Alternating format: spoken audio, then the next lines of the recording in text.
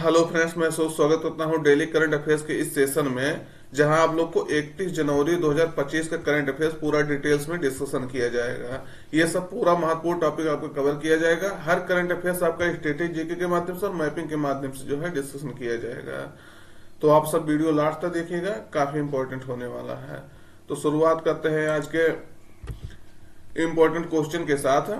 आज जो है आपको बताना है, अंतरराष्ट्रीय सरस्वती महोत्सव का आयोजन किस राज्य या केंद्र शासित प्रदेश में किया जा रहा है। तो ये आपको बताना है कहाँ किया जा रहा है। विकल्प में है राजस्थान, हरियाणा, दिल्ली, उत्तर प्रदेश। सही उत्तर आपका रहेगा हरियाणा में इसका जो है आयोजन किया जा रहा है। कब से किया जा रहा है? तो 29 जनवरी से लेकर के जो है 29 जनवरी से 4 फरवरी तक आपका 2025 तक इसका आयोजन किया जा रहा है। तो ध्यान रखना है इसको, मतलब इसका आयोजन अभी चल रहा है।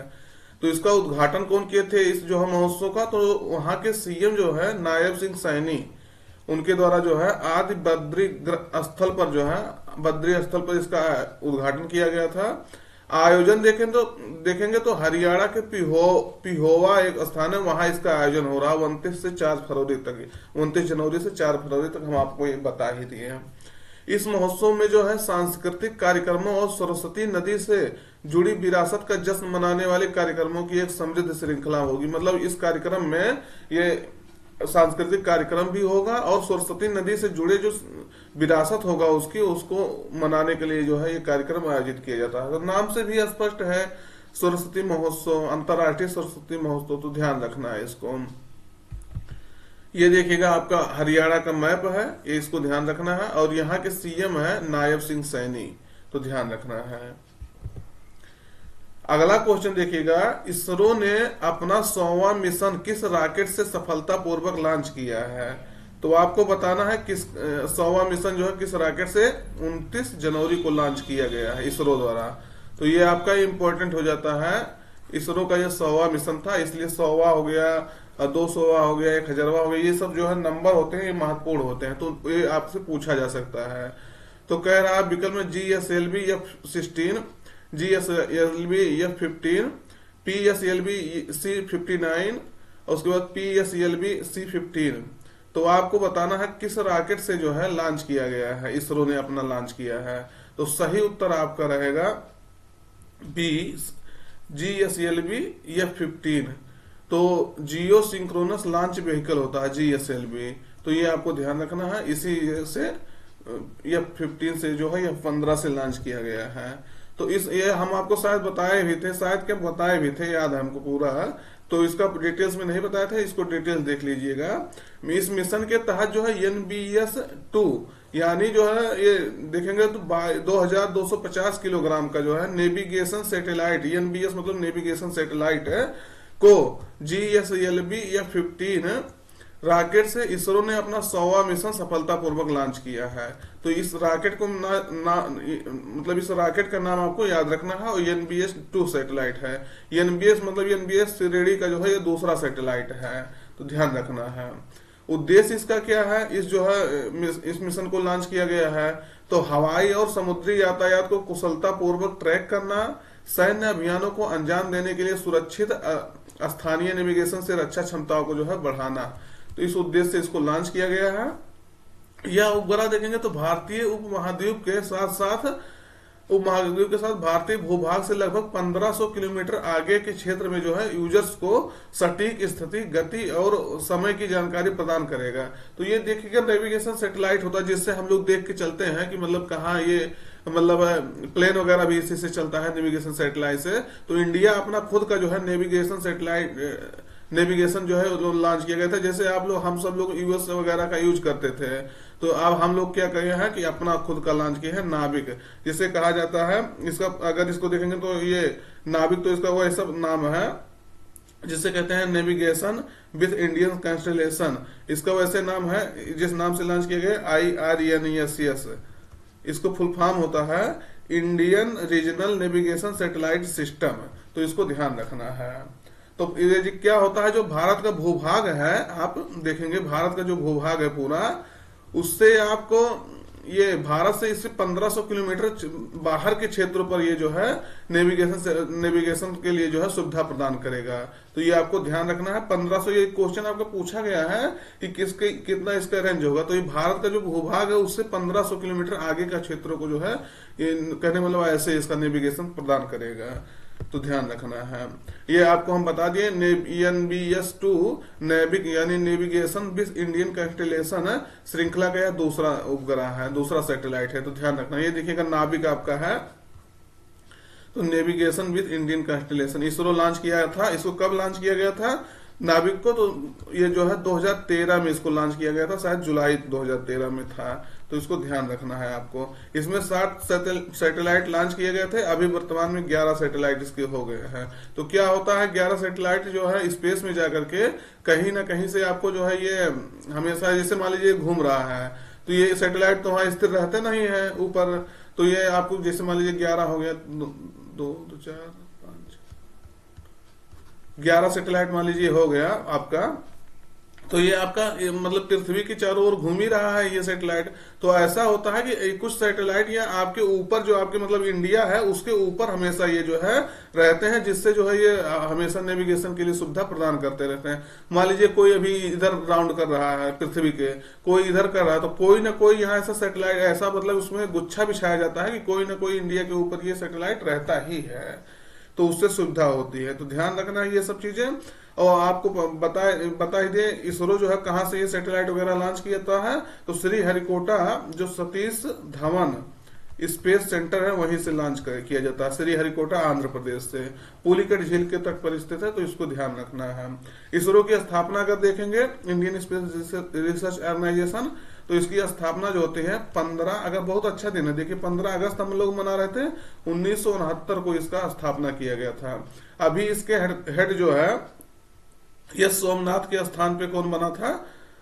बी नारायण बने थे। अभी कल भी ये चीज आपको बता दिए थे, जिस दिन बने थे वो भी 2 दिन आपको बताए थे। तो अब आपको ये चीजें रट जानी चाहिए। तो ध्यान रखना है। ये भी कह सकते हैं कि बी नारायण जब से कार्यकाल जब अपना संभाले हैं तब से ये पहला सैटेलाइट है, ये भी आप कह सकते हैं। सॉरी, किस IIT द्वारा जो है कृत्रिम चंद्रमा मिट्टी से सिलिकॉन कार्बाइड जो है SiC निकाला गया है? तो आपको बताना है किस IIT द्वारा जो है कृत्रिम चंद्रमा मिट्टी से जो है सिलिकॉन कार्बाइड निकाला गया है। तो ये जो जैसे क्या होता है कृत्रिम रूप से ही हम ट्रायल करते हैं, हम चंद्रमा पे जाके पहले ट्रायल नहीं कर सकते हैं। तो उसी तरह से कह रहा, तो किस IIT ने ऐसा किया है? सही उत्तर आपका रहेगा विकल्प पहले देखिएगा, IIT दिल्ली, मद्रास, मुंबई, रुड़की। सही उत्तर आपका बी रहेगा, मद्रास द्वारा जो है ये उपलब्धि हासिल की गई है। तो ध्यान रखना है, ये क्वेश्चन आपका इंपॉर्टेंट हो जाता है। मद्रास मतलब समझ रहे हैं ना, आपका तमिलनाडु राज्य में। तो IIT मद्रास ने ये उपलब्धि हासिल किया है। IIT मद्रास के शोधकर्ताओं ने, रिसर्चर्स ने नकली चांद की मिट्टी से सिलिकॉन कार्बाइड जो है निकाला है, जो भविष्य में चांद पर आवास निर्माण में जो है सहायक होगा। तो ये ध्यान रखना। इसलिए जो है कोई भी ट्रायल होता है तो पहले पृथ्वी पर उसको जो है एक उस तरह से जो है इन्वायरमेंट प्रोवाइड करके उस पर रिसर्च होता है, तब जाकर के जो है आप डायरेक्ट स्पेस में नहीं चले जाएंगे। तो ध्यान रखना है ये आपको। Just 1 minute. ये दोस्त जानकारी अच्छी लग रही हो तो चैनल को सब्सक्राइब करिएगा और अपने मित्रों तक एक बार जरूर शेयर करिएगा। अगला है, चर्चा में रहा लेजिम नृत्य किस राज्य का पारंपरिक लोक नृत्य है? तो लेजिम के बारे में बताना है। तो ये आपको ध्यान रखना, लेजिम नृत्य जो है ये चर्चा में है, तो इसलिए किस राज्य का ये पारंपरिक नृत्य है? तो ध्यान ये इसको आपको बताना है। विकल्प में राजस्थान, झारखंड, महाराष्ट्र, तेलंगाना। सही उत्तर आपका रहेगा यमएच यानी महाराष्ट्र। महाराष्ट्र का ये जो है लोक नृत्य है। क्यों न्यूज में है? क्योंकि छत्रपति संभाजी महाराज पर एक आधारित फिल्म थी, उसके कारण से ये उसमें नृत्य किया गया है। तो ये विवादों में है, तो आपको ये विवाद में है, तो चर्चा में जो चीज रहे वही आपको जान लेना है। तो छत्रपति संभाजी महाराज पर आधारित फिल्म में लेजिम नृत्य वाले एक दृश्य ने जो है महाराष्ट्र में विवाद खड़ा कर दिया है। तो उसमें फिल्म में आप फिल्म जाकर पूरा देखेंगे तब आपको पता चलेगा। दूसरे नंबर इसको सर्च करेंगे फिल्म के विवाद है तब भी पता चल जाएगा। तो आप देखेंगे तो मिल जाएगा, गूगल एक बार यूट्यूब कर लीजिएगा, गूगल कर लीजिएगा। तो लेजिम नृत्य महाराष्ट्र का एक पारंपरिक लोक नृत्य है जिसे जो है लकड़ी की छड़ी के साथ झनझनाती झांझ के साथ किया जाता है। तो ध्यान रखना है, यह एक नृत्य और एक कठोर शारीरिक अभ्यास दोनों है। तो ध्यान रखना, क्योंकि ये एक्सरसाइज की तरह होता है जिसे 2-4 या मंडलियों के रूप में किया जाता है। यह नृत्य जो है ढोल या ढोलकी के साथ होता है जिसमें हवा या तार वाले वाद्य यंत्र नहीं होते हैं। तो ये आपको ध्यान रखना है। अभी आपका इमेज दिखा देते हैं, ये देखिएगा, इस तरह से कुछ नृत्य किया जाता है। तो ये आपको बताना है कि मतलब ये आपको जानना है कि लेजिम नृत्य कहाँ का है। तो महाराष्ट्र में किया जाता है। किसके किसके कारण से विरोध हो रहा था? तो छत्रपति संभाजी महाराज। तो ये आपको ये जानना है कि संभाजी महाराज जो है छत्रपति शिवाजी के पुत्र थे और ये 1681 में सत्ता संभाले थे। अभी आप मान लीजिए हम यहाँ 1981 कह रहे थे, तो आपको मान लीजिए आप कह सकते हैं गलती से निकला, क्योंकि शिवाजी का शासन 1600 के आसपास था। अगला है, किस देश द्वारा जो है दुनिया का पहला डीप सी रडार विकसित किया गया है? तो देखिएगा, दुनिया का पहला है, तो ये क्वेश्चन आपका इंपॉर्टेंट हो जाता है। तो किसके द्वारा विकसित किया गया है? विकल्प में यूएसए, रूस, चीन, भारत। सही उत्तर आपका रहेगा चीन। ध्यान रखना है। तो देखिएगा, यह डीप सी रडार उच्च ऊंचाई पर उड़ने वाले विमानों का पता लगा सकता है। तो ये देखिएगा, यही विमान काम करेगा। जैसे आप मान लीजिए आप पनडुब्बी नीचे आपका चल रहा है, आपको पता नहीं है कई हजार किलोमीटर नीचे ये समुद्र में चल रहा है, उसके ऊपर से कोई समुद्र लगभग जो है 5000 मीटर की ऊंचाई पर कोई चीज उड़ रहा है, उस एयरक्राफ्ट का जो है सफलतापूर्वक ये पता लगा सकता है कि कौन सा एयरक्राफ्ट है, मतलब ये कोई ऊपर से जो है एयरक्राफ्ट जा रहा है। तो ये होता है रडार सिस्टम जो है, इसका इतना जो है तीव्र रडार है। तो आप जो है पनडुब्बी से भी जो है हम पता लगा सकते हैं कि मतलब कोई ऊपर विमान जा रहा है। तो इसका परीक्षण देखेंगे तो 1000 मीटर की गहराई से इसको जो ले जाकर के जो पनडुब्बी को और 5000 मीटर पे जो है एयरक्राफ्ट को उड़ाया गया था, उसका सफलतापूर्वक परीक्षण किया गया। तो दुनिया का पहला देश बना है चीन ऐसा करने वाला। अब इससे जो है लाभ क्या होगा? पनडुब्बी अब समुद्र के अंदर रडार के माध्यम से विमानों के लोकेशन का पता लगा सकती है। तो ध्यान रखना है। अगला है, गणतंत्र दिवस परेड 2025 में किस राज्य या केंद्र शासित प्रदेश की झांकी टैवलू को प्रथम स्थान दिया गया है? तो आपको बताना है, गणतंत्र दिवस परेड अभी हुआ था। कब होता है गणतंत्र दिवस? 26 जनवरी को। ध्यान रखना है। इसके मुख्य अतिथि कौन थे? इंडोनेशिया के जो है इंडोनेशिया, इसके प्रेसिडेंट है प्रबोयो सुबियांतो। ये आपको ध्यान रखना है, इंपॉर्टेंट है क्वेश्चन। देखिएगा आने वाले एग्जाम में जरूर कहीं ना कहीं पूछा जाएगा। प्रबोयो सुबियांतो, ये इंडोनेशिया देश इतना महत्वपूर्ण है गणतंत्र दिवस के, क्योंकि ये चौथे जो है प्रेसिडेंट थे, चौथे जो है मुख्य अतिथि के रूप में भारत में जो है इंडोनेशिया के प्रेसिडेंट आए थे। जब हमारा 1950 में देश गणतंत्र बना था, आजाद तो 47 में हुआ था गणतंत्र, लेकिन 50 में हुआ था 26 जनवरी 1950 को। तब वहां के जो इंडोनेशिया के सुकर्डो वहां के जो है प्रेसिडेंट थे, वो पहला चीफ गेस्ट थे भारत के गणतंत्र दिवस पर। तो ये चौथे प्रबोयो सुबियांतो जो है चौथे प्रेसिडेंट बन गए हैं इंडोनेशिया के, जो यहाँ चीफ गेस्ट रह चुके हैं। तो ये आपको ध्यान रखना है। तो आपको यहाँ बताना है, गणतंत्र दिवस में जो है किस झांकी को प्रथम स्थान दिया गया, फर्स्ट प्लेस पे जो है उसको रखा गया है। अवार्ड दिया जाता है हर साल ना। तो विकल्प में है गोवा, उत्तर प्रदेश, महाराष्ट्र, उत्तराखंड। सही उत्तर आपका रहेगा उत्तर प्रदेश में जो है इसको जो है प्रथम स्थान दिया गया। देखिएगा अभी उत्तर प्रदेश में महाकुंभ, प्रयागराज में महाकुंभ मेला हो रहा है, आप सबको जो है शायद आइडिया होगा। कल वाली रात में यहाँ कुछ भगदड़ जैसी घटनाएं भी देखने को मिली है, आप सब इससे जो है शायद परिचित होंगे जरूर। इसीलिए कहा जाता है कि मतलब जहां जाइए अपने जो है अपना पहले प्राथमिकता अपने जान कर रखिए, चाहे जहां जाइए। तो लोग यहाँ सो रहे थे, शायद कुछ बैरिकेडिंग वगैरह टूटा, उसके कारण से लोग उनके ऊपर से चढ़ के चले गए। कई लोग 30 लोगों को सरकारी डाटा आया है। तो हम तो मतलब यहाँ उपस्थित थे उस समय, देखें बहुत ज्यादा जो है स्थिति खराब है प्रयागराज की इस समय। मतलब स्थिति खराब होने मतलब आपको सवारी नहीं मिल रही है, कईयों किलोमीटर पैदल चलना पड़ रहा है। देखिएगा ये हम नहीं कह रहे स्थिति खराब होने का मतलब ये है कि मतलब वैसा कोई माहौल है। स्थिति खराब होने का मतलब कईयों किलोमीटर पैदल आपको जाना पड़ता है, तो ये ध्यान रखना है सब। मतलब कहीं भी जाइए तो अपनी सुरक्षा, प्राथमिकता अपनी क्या रखिए, सुरक्षा को। देख रहे हैं ट्रेन में लोग जो है इस तरह से चल के आ रहे हैं कि मतलब कहने मतलब कि पूरा एकदम लड़ाई झगड़ा करके किसी तरह से बैठ करके जो है आ रहे हैं और लटक करके आ रहे हैं। तो देखिएगा दोस्त, आपका जिंदगी रहेगा, आपका जो है लाइफ रहेगा, तो आप हमेशा कई जगह, एक जगह नहीं कई जगह तीर्थ यात्रा कर सकते हैं। निश्चित रूप से तीर्थ यात्रा आपका महत्वपूर्ण है, मतलब नहाना भी आपका संगम पे नहाना महत्वपूर्ण है, लेकिन आपका जान रहेगा तब आप जो है नहाएंगे, कईयों बार नहाएंगे। और देखिएगा अब यहाँ क्या नाम है इसका, सॉरी, ये यहाँ मतलब आने के लिए कईयों किलोमीटर पैदल चलना पड़ रहा है। तो मतलब जैसे हो सके तो मतलब बहुत ज्यादा बुजुर्ग लोग जो हैं, जैसे 85 प्लस हो गए, तो उनको लेके आना बहुत ज्यादा हमको नहीं लगता आवश्यकता है। आप अगर मतलब मान्यता है तो आप जो है उनको ले जाकर के गंगा जल से उनको वो लगा सकते हैं, मतलब लोगों की मान्यता होती है। तो ये सब चीजें आपको ध्यान रखना होगा, क्योंकि आपका परिवार है, आपको जो है उसको ध्यान रखना है। तो ध्यान रखना ये सब चीजें। और महाकुंभ अभी लगा है अभी ये, और देखिएगा ये भी कोई जरूरी नहीं कि आप तत्काल आइए। 26 तारीख तक जो है इसका, 26 फरवरी तक इसका आयोजन हो रहा है, तो उसके बीच में आप कभी आ जाइए। अभी जो है 29 तारीख को इसमें जो है मौनी अमावस्या था, तो इसके कारण से थोड़ा ज्यादा भीड़ था।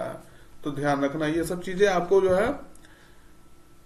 तो ये देखिएगा उत्तर प्रदेश की झांकी को जो है सर्वश्रेष्ठ झांकी दिया गया है। सर्वश्रेष्ठ झांकी राज्य या केंद्र शासित प्रदेश में देखेंगे तो उत्तर प्रदेश को सर्वश्रेष्ठ झांकी दिया गया है, जो महाकुंभ पर ही आधारित था, इसीलिए महाकुंभ के बारे में आपको जो है बता दिए। इसमें थीम था स्वर्णिम भारत, विरासत और विकास।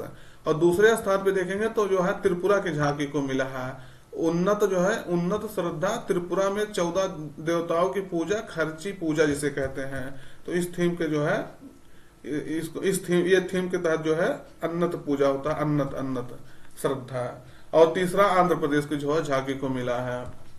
सर्वश्रेष्ठ मार्चिंग दल देखेंगे तो सेवाओं में देखेंगे जम्मू और कश्मीर राइफल्स को दिया गया है, तो ये आपको ध्यान रखना है। ये देखिएगा उत्तर प्रदेश की झांकी है, ये आपको याद रखना है। शिक्षा की वार्षिक स्थिति रिपोर्ट यानी असर कहते हैं, annual statements of education report है 2024 किस संस्था द्वारा जो है जारी किया गया है। तो सही उत्तर आपका रहेगा प्रथम नामक फाउंडेशन है या एनजीओ है, इसके द्वारा ये प्रत्येक वर्ष जारी किया जाता है, तो ये आपको ध्यान रखना है। तो प्रथम फाउंडेशन है या प्रथम एनजीओ 2005 से इसको जो है जारी करता है। यह ग्रामीण भारत के जो है स्कूलों का में सबसे बड़ा नागरिक नेतृत्व सर्वेक्षण है, मतलब जो है हर जिले में जाकर के ये सर्वेक्षण किया जाता है कुछ लोगों से। इसमें सर्वेक्षण में बताया गया है कि क्लास 3, 4 और 5 के बच्चों की जो योग्यता में सुधार हुआ है, और सरकारी स्कूलों में 4% और प्राइवेट स्कूलों में 7% नामांकन जो है पिछले वर्ष की अपेक्षा बढ़ा है। टीचरों का जो है इसमें जो है देख रहे हैं टीचरों की उपस्थिति भी बढ़ी है, ये सब डाटा इसमें रिलीज किया गया था। तो मेन आपका महत्वपूर्ण का क्या था कि मतलब कौन रिलीज करता है, ये देखिएगा असर का आपका annual status of education report. ये सब रिपोर्ट के बारे में कुछ बताया गया, अगर पढ़ना चाहते हैं तो देख सकते हैं। अगला है पूर्वोत्तर भारत का पहला राज्य कौन बना है जो भांसड़ी नाम के साथ जो है समझौता किया है। तो आपका त्रिपुरा ये बना है, ध्यान रखना है इसको। त्रिपुरा सरकार ने जो है शासन में क्षेत्रीय भाषाओं को बढ़ावा देने के लिए मेटी के साथ जो है डिजिटल इंडिया डिवीजन के साथ समझौता ज्ञापन पर हस्ताक्षर किया है। इसमें क्या होगा, भाषणी का उद्देश्य है सभी भारतीयों को अपनी भाषा में इंटरनेट और डिजिटल सवालों तक जो है आसान पहुंच प्रदान करना तथा भारतीय भाषाओं में सामग्री को जो है बढ़ावा देना है। तो ये आपको ध्यान रखना है। ये डिजिटल इंडिया पहल का हिस्सा है जो 22 भाषाओं में आपका जो है वो प्रदान करता है। तो ये देखिएगा त्रिपुरा आपको त्रिपुरा सरकार ने इसका किया है। देखिएगा सूरत में आयोजित 86वीं senior national table tennis championship 2025 में पुरुष और महिला एकल का खिताब किसने जीता है, और पुरुष और महिला दोनों पूछ रहा है। तो सही उत्तर आपका रहेगा पहला मानुष शाह पुरुष में, और दिया चितले जो है महिला वाले श्रेणी में जो है जीते हैं। तो ये आपको बता दिए। इसको पायस जैन को जो है मानुष शाह ने हराया है, और दिया चितले ने जो है श्रीजा अकुला को हरा करके ये जीता है। पंडित दीनदयाल उपाध्याय इंडोर स्टेडियम सूरत में इसका आयोजन हुआ था, ये आपको ध्यान रखना है। Table tennis federation of India आयोजित करता है, 1926 में स्थापित हुआ था, नई दिल्ली में इसका हेडक्वार्टर है। तो आज का सेशन यही रखते हैं। सेशन कैसा है कमेंट करके जरूर बताइएगा। अगर वीडियो पसंद आता है तो चैनल को सब्सक्राइब करिएगा और अपने मित्रों तक एक बार जरूर शेयर करिएगा। जय हिंद।